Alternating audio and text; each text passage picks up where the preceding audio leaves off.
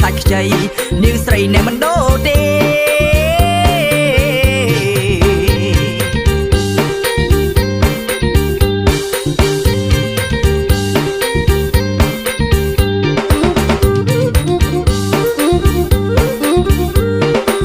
និយាយពីអាក្បាលខូចអាយ៉ាវាខូចណាស់អត់ពេញភូមិថាក្បាលខូចហ្នឹងវាខូចល្បីអត់ពេញភូមិចាំមើលដល់ពេលវាឲ្យពេលស្វឹងវាបន្លំតែស្អីកាលនោះថ្ងៃសយវាប៉ះចំប្រពន្ធអាចារ្យថាវាថ្ងៃសយអាយ៉ាវាស្វឹងប៉ាំងប្រពន្ធអាចារ្យខ្ញុំភ្លេចអង្គអធរអាទីយវ៉ាដេញសពងអានាងយ៉ាត្រូវតែបងអាក្បាលខូចប៉ះអ្នកណាប៉ះចំប្រពន្ធអាចារ្យ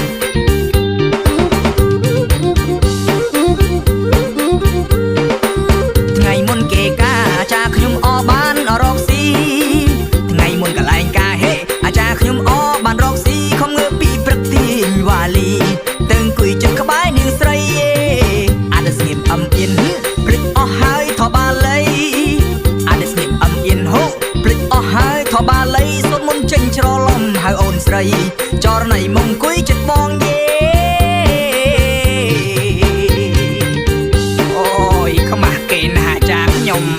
អាតឡុងក៏មុំគេហៅបងអាចារ្យភ្លេចអស់ហើយធေါ်អាដល់ផ្ទះប្រពន្ធវាយអើយកំពុងតែខ្មាស់គេផងអាយ៉ាងាកមកបាត់ស្បែកជើងថ្មីថាកំពុងខ្មាស់ផងងាកមកបាត់ស្បែកជើងថ្មីអាណាហ៊ានលួចស្បែកជើងថ្មីដែលស្រីខំទិញឲ្យបងយេចាំមើលទៅតាមតន់វាវាយឲ្យស្គាល់អាចារ្យម្ដងថាចាំមើលតន់វាហេវាយឲ្យស្គាល់អាចារ្យម្ដងកុំឲ្យវាមកខ្លាំងប៉ុនប៉ងវាយវារៀងម្ដងឲ្យឈប់លួចយេ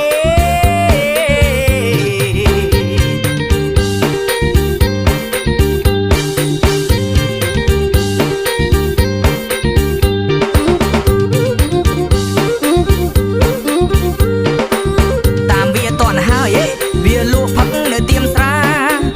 តាមវាតន់ហើយវាលក់ផឹកនៅទៀមស្រានៅមិនសុកយកស្បែកជើងលក់ផឹកប្រមឹកក្បែរគុំឫស្សីថាវាហ៊ានដល់កហេដល់កអត់ស្គាល់អាចារ្យថាវាហ៊ានដល់កហេ